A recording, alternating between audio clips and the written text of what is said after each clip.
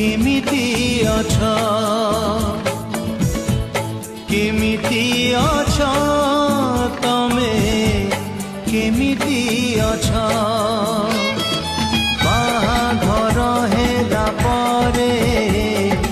ପ୍ରିୟା ତମେ ଶାଶୁ ଘରେ ବାହାଘର ହେଲା ପରେ